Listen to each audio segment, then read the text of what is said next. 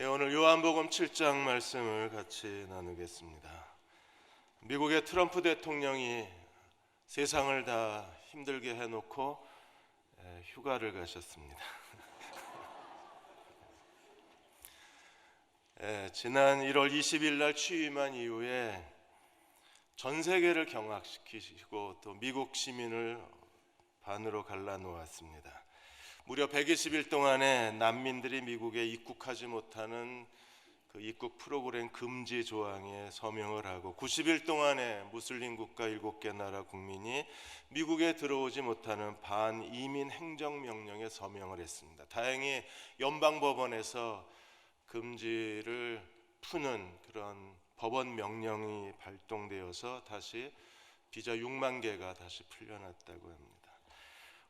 이 오바마 대통령은 굉장히 젠틀한 분이셨는데 이 트럼프 대통령의 이 전략을 미국 언론은 이거 거짓말 전략 또는 미치광이 전술이라 합니다.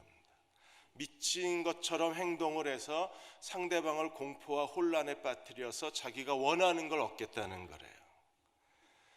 근데 사업을 하실 때는 이 미치광이 전략이 성공적이었는데 이게 정치에도 가능한지는 좀 더 지켜보아야 되겠다고 했습니다. 예수님도 요한복음 7장에서 10장에서 예수님이 가는 데마다 분열이 일어나고 혼란이 일어나고 사람들을 사분오열시켜 놓았어요. 요한복음 7장에서 10장은 굉장히 중요합니다. 왜냐하면 예수님이 두 번째 유월절 오병이어의 기적이 일어났습니다. 세 번째 유월절에 예수님이 십자가에 죽으십니다. 두 번째 유월절과 세 번째 유월절 사이에 일어난 그 종교적 갈등과 분열을 기록해 놓은 것이 요한복음 7장에서 10장의 내용입니다. 6장에서는 예수님의 말씀에 대해서 제자들이 이 말씀은 어렵다 이러고 다 떠나가 버렸어요. 7장에서는 예수님이 말씀하실 때마다 사람들이 사분오열돼서 혼란에 빠졌습니다. 사람들이 수군거리고 그리고 서로 다투고 서로 자기 소견이 옳은 대로 아마 그 말의 뜻이 이런 말일 거라고 자의적 해석을 하게 만들었어요. 그야말로 사람의 지혜와 하나님의 지혜가 계속 충돌을 일으키는 겁니다. 유대인들은 하나님의 언약의 백성입니다. 율법의 사람들입니다. 그런데 왜 예수님의 말씀을 제대로 이해하지 못했을까요? 그들이 예수님의 가르침을 제대로 이해하지 못하고 계속 반론을 하고 계속 자기 주장을 하고 이건 이런 뜻일 거라고 스스로 자의적 해석에 빠져버린 거예요. 왜 그랬을까요? 예수 그리스도에 대한 복음의 빛이 그 마음에 비친 사람들만이 주님의 말씀을 이해할 수 있습니다. 고린도후서 4장 3절과 4절에 세 번역에 이렇게 말씀했습니다. 우리의 복음이 가려져 있다고 하면, 여러분 복음이 가려진 사람들이 있대요. 복음이 열린 사람이 있고 복음이 가려진 사람이 있답니다. 복음이 가려 있다고 하면 그것은 멸망하는 자들에게 가려 있는 것입니다. 이 세상 신이 믿지 않는 자들의 마음을 어둡게 하여서 마음이 어두워지면 어떻게 되나요? 하나님의 형상이신 그리스도의 영광을 선포하는 복음의 빛을 보지 못하게 합니다. 사탄은요 복음의 빛이 비치지 못하게 합니다. 마음을 어둡게 해서 예수 그리스도의 영광을 아는 광채가 마음에 비치지 못하게 하는 거예요. 우리가 예수 그리스도의 십자가 앞에 무릎을 꿇고 나의 주 나의 하나님이라고 예수님을 영접하고 거듭나서 예수 그리스도의 은혜에 굴복한 사람들은, 그들은 예수 그리스도를 인격적으로 만난 사람들의 영성을 갖게 되는데 그 영성은 어떤 영성인가요? 복종의 영성입니다. 고린도후서 1장 19절에 나와 실로아노와 디모데가 여러분에게 선포한 하나님의 아들 예수 그리스도는 예가 되시고 동시에 아니오가 되지 않으신 분이라고 그랬습니다. 그리스도는 어떤 분이신가요? 예가 되시는 분이십니다. 그러므로 그리스도를 믿고 그리스도를 영접하고 그리스도를 사랑하고 그리스도를 따르는 사람들은 예스의 영성을 갖고 사는 복종의 사람들인 거예요. 우리가 하나님 앞에 예할 때 하나님은 우리의 환경을 예로 바꿔주시는 분이십니다.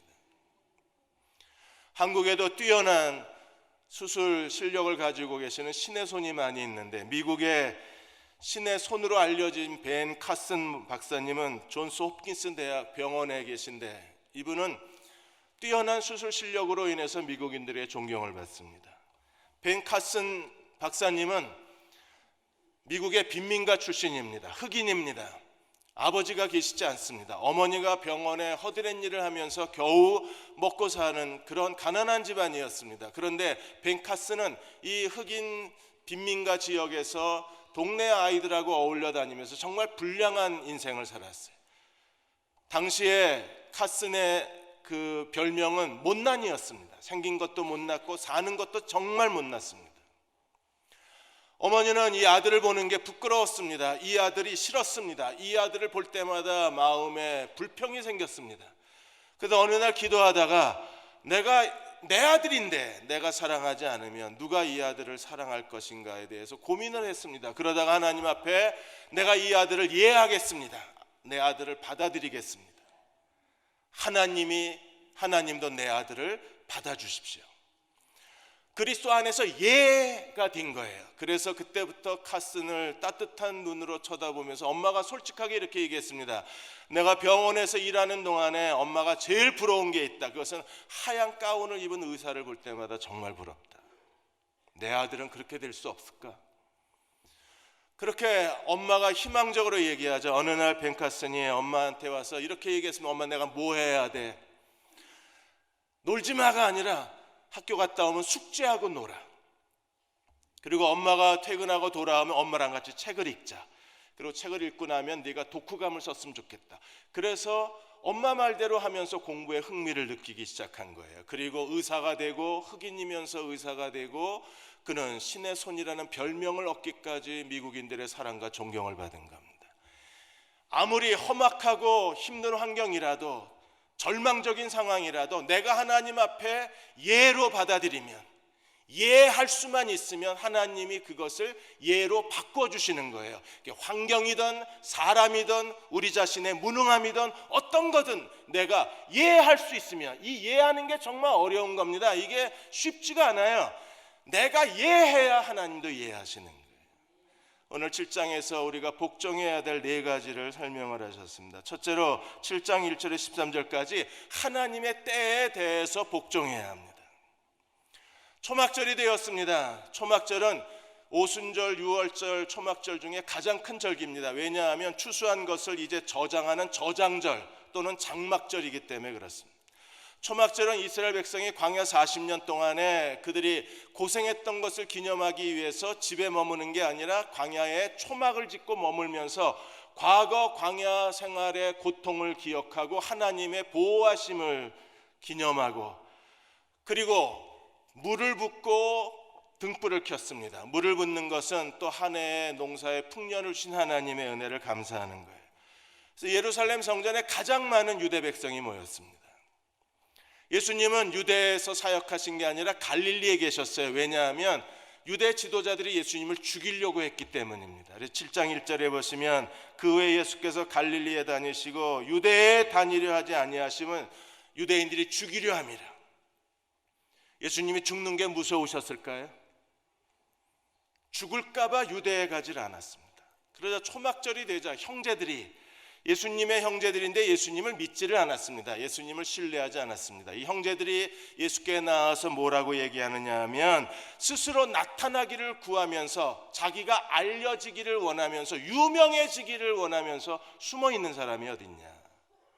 초막절 명절에 같이 예루살렘에 가자. 그래서 예루살렘에서 기적을 행해라. 스스로 지지율을 높여라. 사람들이 너를 주목하게 해라. 그렇게 예수님을 충동질을 했습니다. 그리고 예수님에게 자기를 드러낼 것을 권유를 했습니다. 근데 예수님이 거절하세요. 왜 그랬을까요? 6절에 보시면 예수께서 이르시되 내 때가 아직 이르지 아니하였거니와 너희 때는 늘 준비되어 있느니라. 공동번역에는 뭐라고 되어 있습니까? 너희에게는 아무 때가 상관이 없지만 나의 때가 오지 않았다.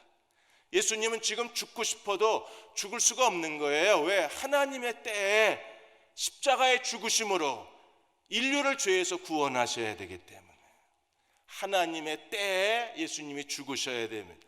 그래서 하나님의 때가 오기 전에 혹시 예수님이 경거망동하다가 함부로 행동하다가 괜찮겠지라고 실수했다가 하나님의 때에 십자가에 죽으셔야 되는데 유대 지도자들에 의해서 너무나 일찍 체포당하고 죽어야 된다 그러면 하나님의 뜻이 어긋날 수밖에 없잖아요. 그래서 예수님은 하나님의 때에 신중하기 위해서 예루살렘에 올라가지 않겠다고 형제들에게 대답을 한 겁니다. 8절에도 보시면 너희는 명절에 올라가라 내 때가 아직 이르지 아니하였느니라. 하나님은 우리의 인생의 목적을 갖고 계시고, 하나님은 우리의 인생의 계획을 갖고 계시고, 하나님의 뜻이 이루어질 하나님의 때를 갖고 계신 분이심을 우리가 기억해야 합니다. 하나님의 주권을 믿는다면 하나님의 때를 기다려야 돼요. 왜 하나님이 나의 기도를 응답하지 아니하시는가? 내가 믿음이 없는가? 아니요, 어쩌면 하나님의 뜻이 아직 되지 않을 수도 있습니다. 그렇게 오랫동안 간구하고 하나님이 길을 열어주길 기다렸는데 하나님이 내 기도에 응답하지 아니하시는 것은 하나님이 나를 외면하시는가? 아닙니다. 어쩌면 하나님의 때가 아니기 때문에 하나님도 기다리시는지 모릅니다. 이스라엘 백성이 400년 동안 애굽에 종살이할 때까지 하나님도 기다리셔야 했습니다. 왜냐하면 아브라함을 통해서 400년 동안 4대가 지나기까지 애굽에서 종살이할 거라고 말씀하셨기 때문에 하나님도 하나님의 때를 기다리시는 거예요. 예수님이 예루살렘에 올라가도 상관이 없습니다. 왜요? 하나님의 때가 아니면 예수님이 죽고 싶어도 죽을 수가 없는 거예요. 그래서 30절에 이렇게 말했습니다. 그들이 예수를 잡고자 하나 손을 대는 자가 없으니 예수님을 체포하고 싶었습니다. 근데 아무도 그렇게 할 수 없습니다. 이유가 뭐예요? 이는 그의 때가 아직 이르지 아니했기 때문에. 예수님 1년 뒤에야 십자가에 죽으시는 분이십니다. 오늘 우리도 하나님을 믿는다면 하나님의 때를 기다릴 줄 아는 지혜로운 사람이 되어야 합니다. 민수기 9장 23절에 이스라엘 백성은 불기둥 구름기둥이 움직이는 대로 움직이고 기다리면 기다렸어요. 그들은 여호와의 명령을 따라 진을 치고 구름기둥이 머물면 그 자리에서 진을 쳤습니다. 한 달이든 6개월이든 머물러 있으면 그들도 머물러 있었어요. 그리고 여호와의 명령을 따라 행진했습니다. 이렇게 하나님의 때를 기다리고 우리가 순종하고 가면 하나님의 시간이 될 때에 하나님의 뜻이 이루어지는 거예요. 지선아 사랑의 그 책 읽어보시고 또 많은 간증을 여러분이 들으셨을 겁니다. 이 지선 씨가 미국 유학 박사학위를 마치고 이번에 한동대학교 교수로 임명이 되셨습니다. 국민일보하고 인터뷰에서 다시 그때의 사고 당일의 이야기를 들려주었어요. 갑자기 주변이 소란스럽고 정신을 차렸을 때 뭔가 자기 인생에 중대한 불행이 일어났다는 사실을 직감을 합니다. 그때부터 이지선 씨는 당황스럽고 무서운 죽음의 공포에 시달려야 했었습니다. 병원의 침대에 누워있는 동안에 끊임없이 죽여달라고 하나님 앞에 구하고 또 실제로 죽으려고 했습니다. 어떻게 하면 죽을 수 있을까 고민하다가 산소 호흡기를 막으면 죽을 수 있을 것 같아서 산소 호흡기를 손으로 막았는데, 여러분 사람이 화상을 당하면 온몸이 붓습니다. 그 부은 팔뚝을 가지고 산소 호흡기 줄을 눌러봐야 눌려지지 않아요. 자기는 눌렀다고 생각하는데 계속 숨을 쉬고 있더랍니다. 그래서 자기 몸에 여러 호수가 달려 있는데 호수 중에 하나를 빼면 죽을 수 있을 것 같아서 발가락으로 떠듬떠듬해서 호수 하나를 빼버렸는데 그게 소변줄이었어요. 그냥 여전히 살아 있었습니다. 그때부터 찬양으로 기도가 바뀌었습니다. 하루 종일 이 찬양을 불렀습니다. 하나님께로 더 가까이 갑니다. 고통 가운데 계신 주님, 변함없는 주님의 크신 사랑, 영원히 주님만을 섬기리. 이제 돌아보니까 하나님은 이 찬양대로 자기 인생을 만드셨다고 말했습니다. 그는 변함없는 하나님의 사랑을 사람들에게 전하는 사람이 되었어요. 이제는 대학교 교수가 되어서 영원히 주님만을 섬기는 자리에 하나님이 자기를 세워주셨습니다. 하나님의 때가 되자 하나님이 왜 자기 인생에 이렇게 어둡고 답답한 터널을 통과하게 하시고 지루하고 고통스러운 날들을 견뎌내게 하신 하나님의 목적이 실현, 하나님의 시간에 그 하나님의 뜻이 이루어지자 비로소 하나님이 자기에게 무엇을 원하시는가를 깨닫게 되었다고 했습니다. 지금도 하나님의 시간은 계속 흘러가고 있습니다. 우리가 믿음으로 인내하고 복종할 수만 있다면 그분의 뜻이 이루어질 것입니다. 두 번째로 14절에서 24절까지 하나님의 교훈에 대해서 말씀하셨어요. 예수님이 형제들한테 나 안 올라가, 그리고 나중에 몰래 예루살렘 성전에 올라가셨어요. 그리고 14절에 명절 중간쯤 일주일 동안 초막절을 지켰습니다. 중간쯤에 성전에 올라가서 말씀을 가르치시자 15절에 재미있는 반응이 나옵니다. 유대인들이 놀랍게 여겨 이르되 이 사람은 배우지 아니하였거늘 어떻게 그를 아느냐.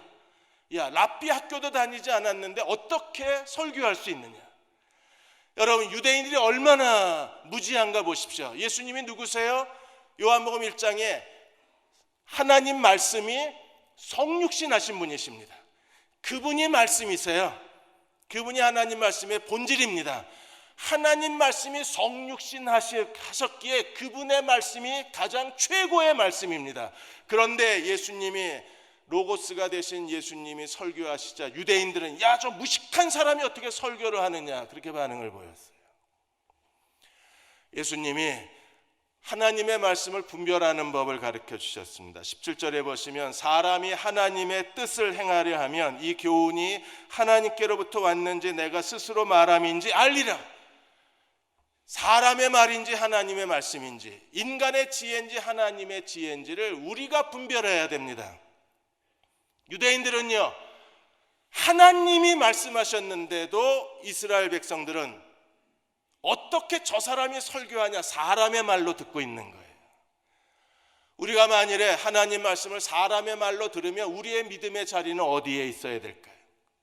사람의 말인데 하나님 말씀으로 듣는다면 우리의 믿음이 사람의 지혜에 있게 되는 겁니다. 그 믿음은 얼마 갈 수가 없는 거예요.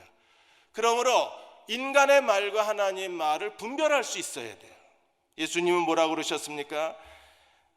내 교훈은 16절에 내 교훈은 내 것이 아니요 내가 만들어낸 것이 아니라 나를 보내신 이의 것이다. 하나님의 것이라 그랬어요. 그리고 하나님의 뜻을 행하려 하는 사람만이 분별할 수 있다 그랬습니다. 우리가 하나님 말씀에 복종하려는 마음이 있어야 합니다. 말씀대로 순종하고자 하는 마음이 커야 돼요. 그 거룩한 복종의 마음만이 우리가 평생 듣는 설교 중에 이게 사람의 말인지 하나님 말씀인지를 분별할 수 있는 거예요. 유대인들은 정말 분별력이 없었습니다. 율법이 무엇을 원하는지도 모르고 있었습니다. 그래서 예수님이 19절에 보시면 너희가 율법을 지키지 않는다고 얘기하시면서 23절에 그들이 율법에 대해서 얼마나 자의적으로 해석하는 사람인가를 증거물을 내놓았습니다. 23절에 모세의 율법을 범하지 아니하려고 사람이 안식일에도 할례를 받는 일이 있거든. 이스라엘 백성들이 안식일에는 노동하지 말라. 그런데 예외 규정을 둔 거예요. 난지 8일 만에 모든 남자는 할례를 받아야 되니까. 할례는 예외다. 할례 받지 않으면 언약 백성이 될 수 없는데 태어난 지 8일째 안식일이 걸리는 남자애들도 있잖아요. 그럴 때에는 안식일에 할례를 줘도 괜찮다고 해석을 한 겁니다. 안식일 예외 규정을 만든 거예요. 근데 예수님은 어떻게 하셨습니까? 내가 안식일에 사람의 전신을 건전하게 한 것으로 너희가 내게 분노하느냐. 예수님이 지금 안식일에 사람을 고쳤다는 이유 때문에 유대 종교 지도자들이 예수를 죽이려고 하는 거잖아요. 자기들이 할 때는 괜찮고 예수님이 할 때에는 안식일을 어겼다고 죽이려고 드는 겁니다. 왜 이렇게 되나요?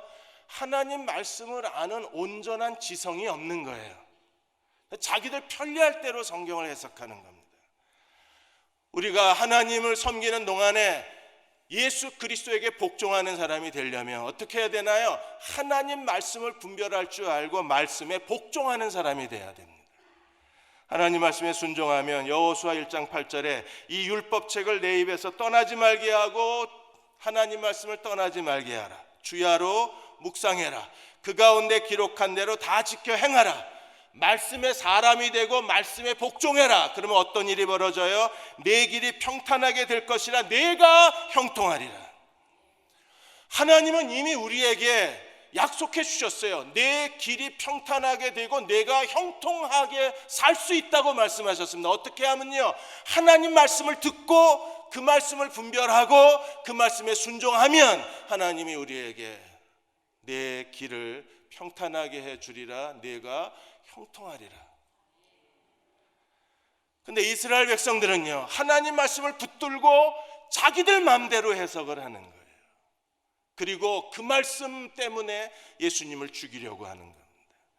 세 번째로 우리는 하나님의 보내심에 복종하는 사람이 되어야 합니다. 25절에 어떤 사람들이 이렇게 얘기했습니다. 공동 번역으로 25절에서 27절까지를 읽어드리겠습니다.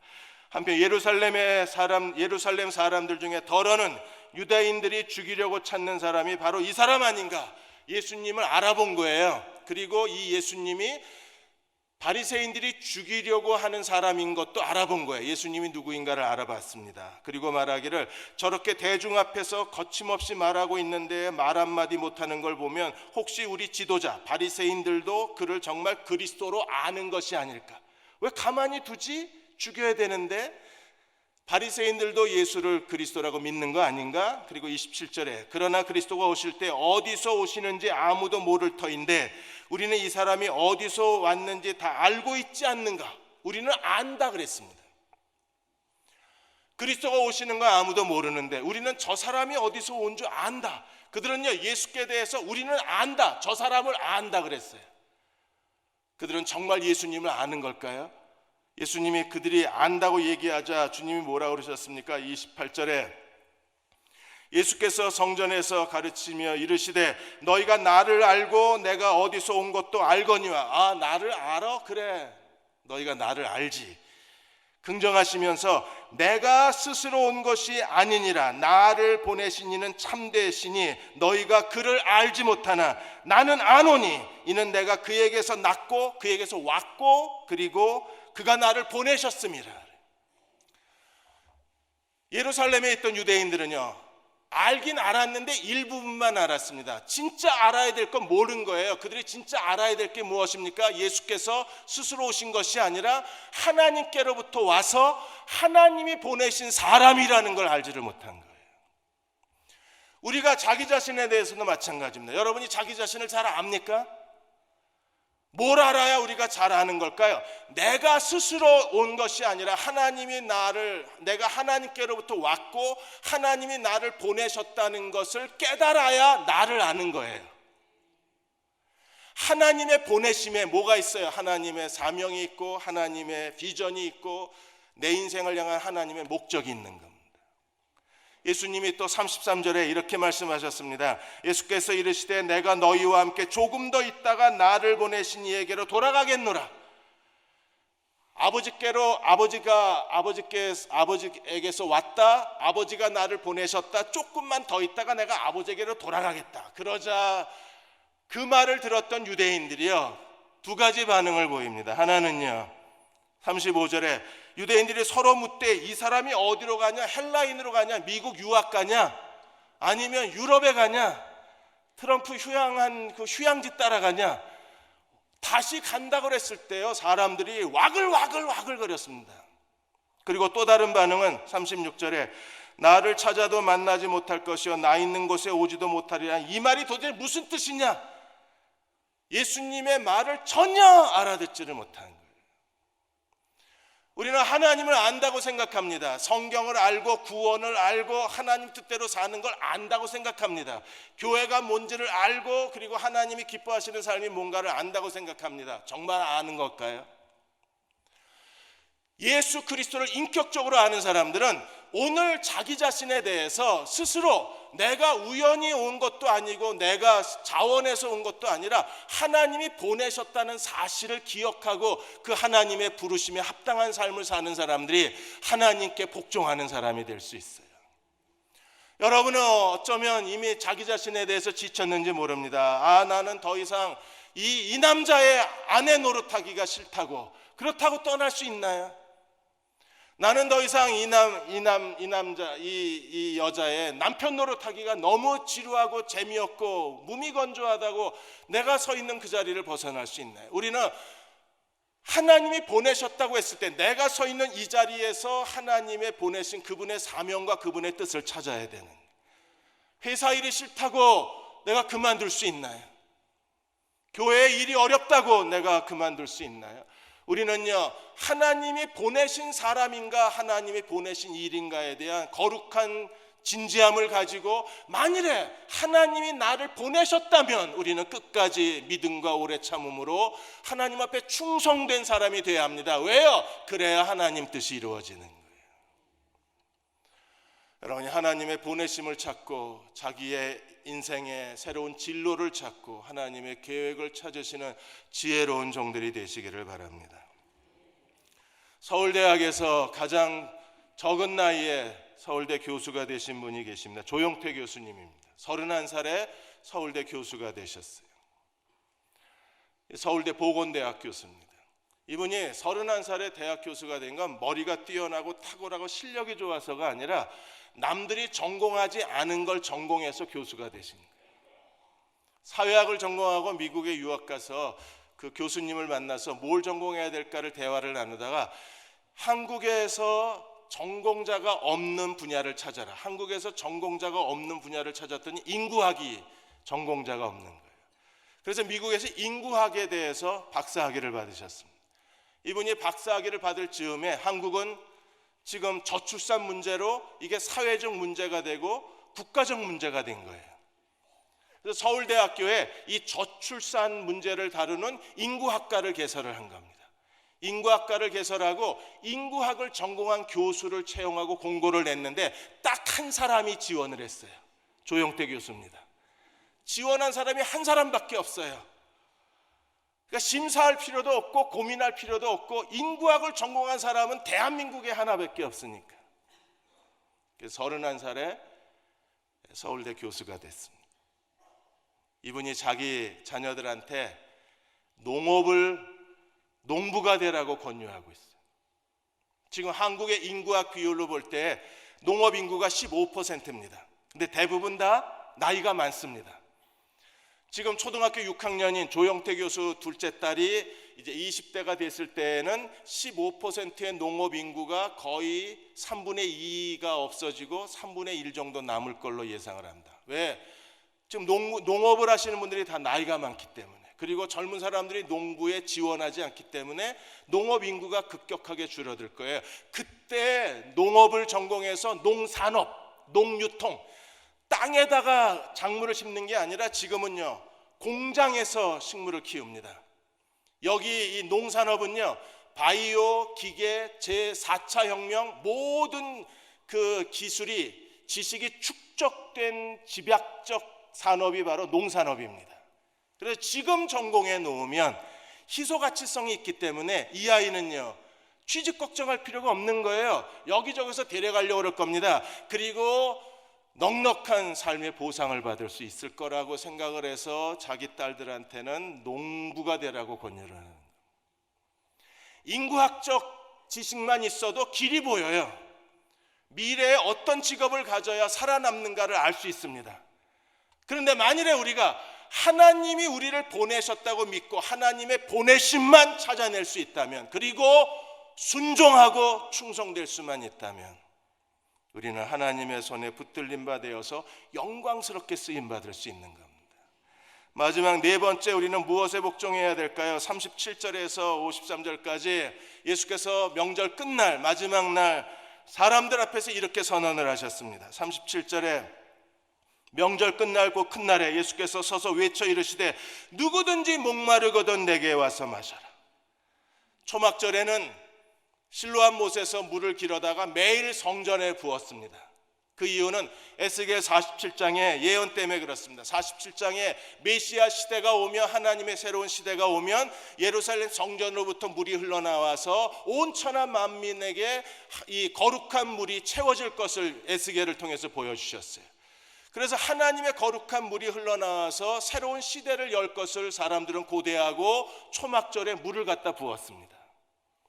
근데 이 물을 붓는 이 장엄한 초막절 마지막 큰 날 그 행사를 보면서 예수님이 뭐라고 선언하셨습니까? 누구든지 목마르거든 내게로 와서 마셔라.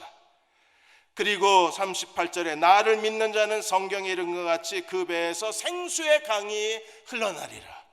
이 생수의 강은 누구예요? 39절에 그들이 받을 성령님이라 그랬습니다. 요한복음 4장에서 사마리아 여자에게 말씀하셨어요. 내가 주는 물을 먹는 자는 영원히 목마르지 아니하리라. 그 배에서, 배는 뭐예요? 사람의 본질, 사람의 심성의 중심, 사람의 인간성의 중심이에요. 그 배에서 생수의 강이 흘러나오리라. 하나님의 축복의 강이 흘러넘칠 것입니다. 풍성한 생명의 강이 흘러넘칠 것입니다. 그는 결코 목마르지 않을 것입니다. 오늘 우리가 살아가는데 가장 큰 마음의 장애가 무엇입니까? 우리 마음의 가장 큰 부담이 무엇인가요? 너무 목마른 거예요. 하루하루가 너무 목말라요. 내가 어떤 사람이고 어떤 가치를 갖고 있고 어떻게 살아야 될지 끊임없는 갈증이 우리 안에 있는 겁니다.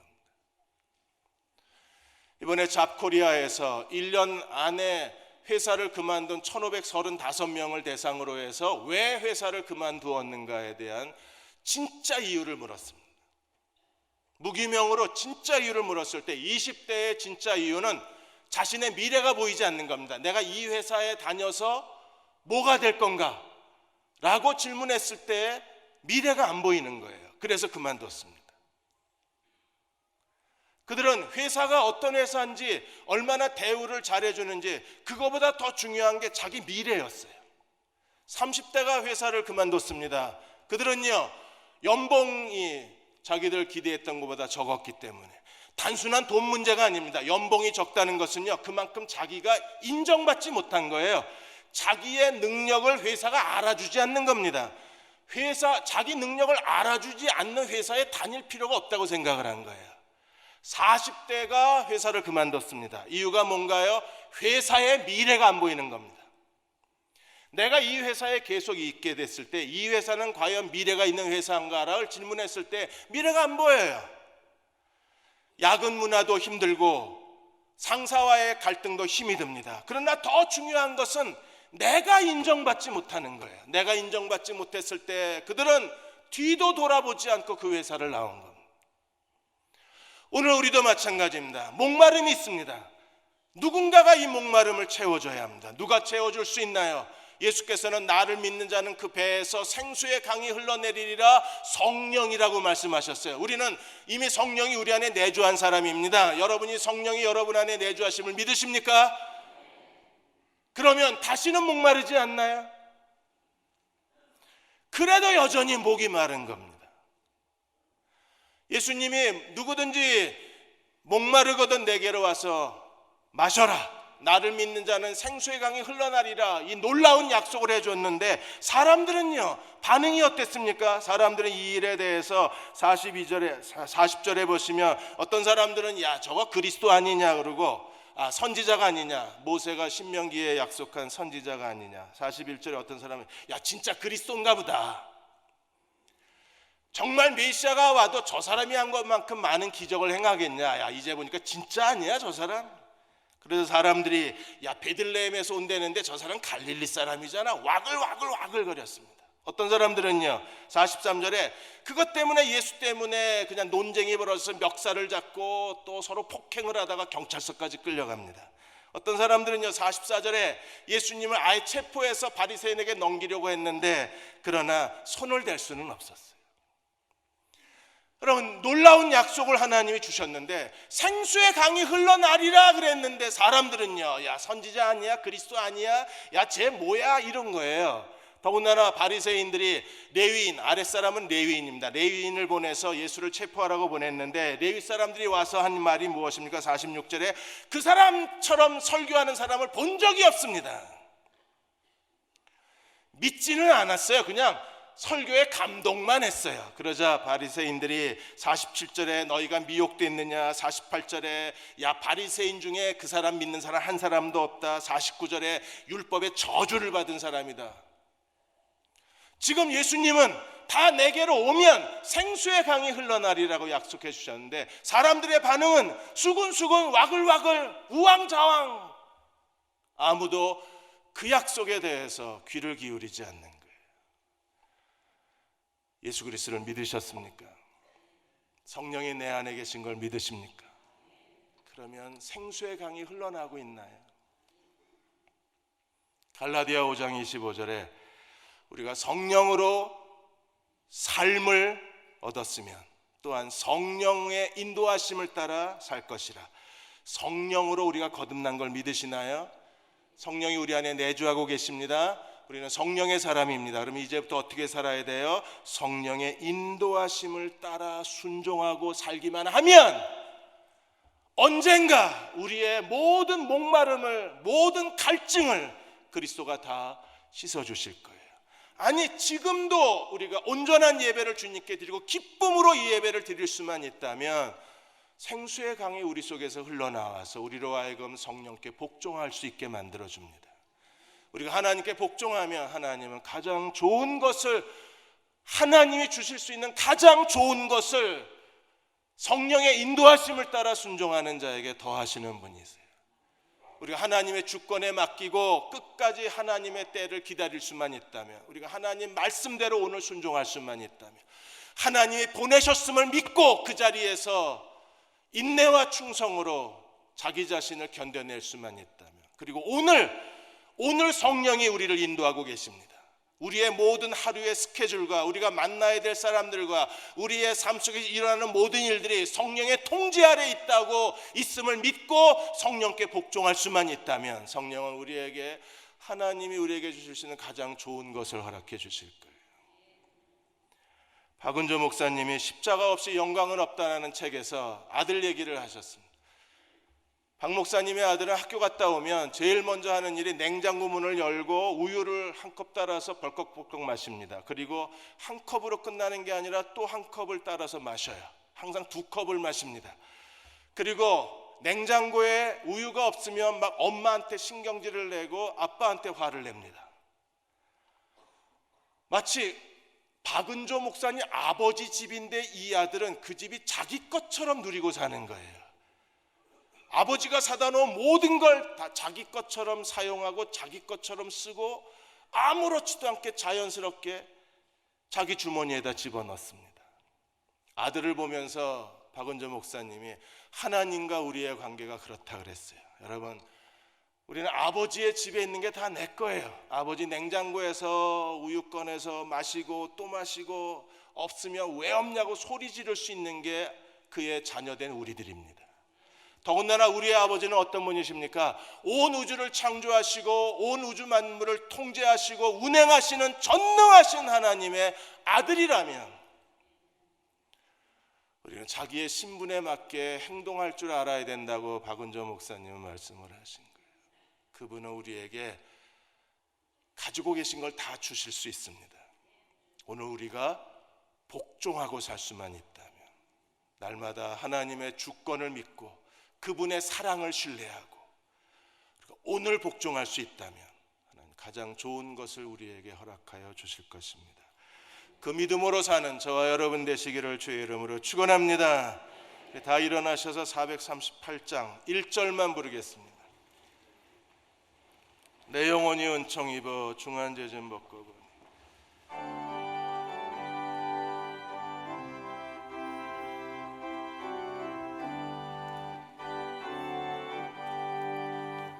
내 영혼이 은총 입어 중한 죄짐 벗고 보니 슬픔 많은 이 세상도 천국으로 화도다.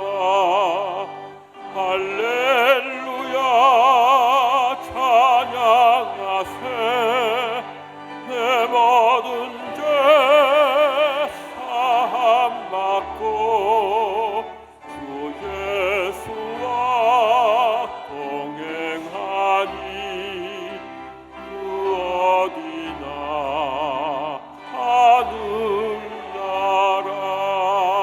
하늘나라. 시간 함께 기도하겠습니다. 주 예수와 동행하는 사람이 되려면 우리가 하나님의 주권에 복종해야 하고 하나님 말씀에 순종해야 하고 하나님의 인도하심에 순종할 수 있어야 합니다. 하나님 순종의 마음을 주옵소서. 그리스도께 복종할 줄 아는 종들이 되게 하여 주옵소서. 그렇게 되면 그 어디나 하늘나라, 하나님의 통치와 하나님의 은혜를 누릴 수 있습니다. 하나님 우리에게 복종을 가르쳐 주옵소서.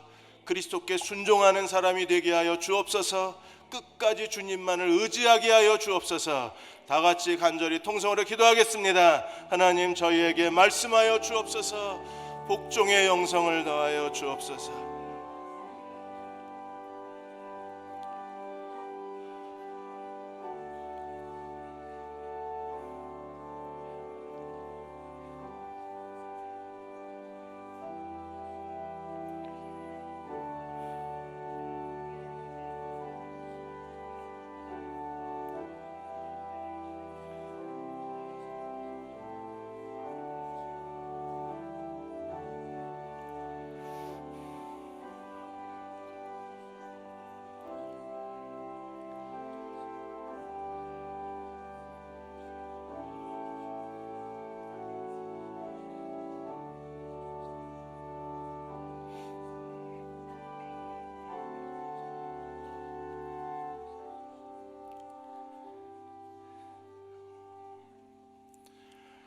아버지 하나님, 오늘 우리에게 일어나는 일들을 예로 받아들이기가 참 어렵습니다. 한국의 정치 현실, 한국의 교회들, 그리고 젊은 사람들의 한숨소리, 우리 마음속에 부담감과 불평과 낙심과 실망이 가득합니다. 그러나 우리가 예라고 대답할 때 하나님이 이 모든 환경을 하나님께 예가 되도록 바꿔주시는 분이심을 믿습니다. 그 하나님을 의지하고 오늘 하나님의 때를 기다릴 줄 알게 하여 주시고 말씀대로 순종하며 살게 하여 주시고 하나님이 오늘도 성령이 내 삶을 인도하고 계신다고 확신하고 오늘 일어나는 모든 일들을 복종하게 하여 주시고 무엇보다도 내가 스스로 결정한 게 아니라 하나님의 모든 것을 결정하시고 내게 허락하신 일임을 저희가 믿고 하나님의 보내심을 붙잡고 보내심을 의지하고 보내심 안에서 하나님을 섬길 줄 아는 거룩한 종들이 되게 도와 주옵소서. 지금은 우리를 죄에서 구원하신 우리 주 예수 그리스도의 은혜와 하나님 아버지의 그 크신 사랑하심과 성령의 인도하시고 위로하시며 도우시는 은혜가 오늘 2월의 첫째 주일 예배를 드리고 돌아가는 모든 교우와 가정과 사랑하는 자녀들 위해 이 시대의 젊은이들 위해 지금부터 영원히 함께 하시기를 간절히 축원하옵나이다. 아멘.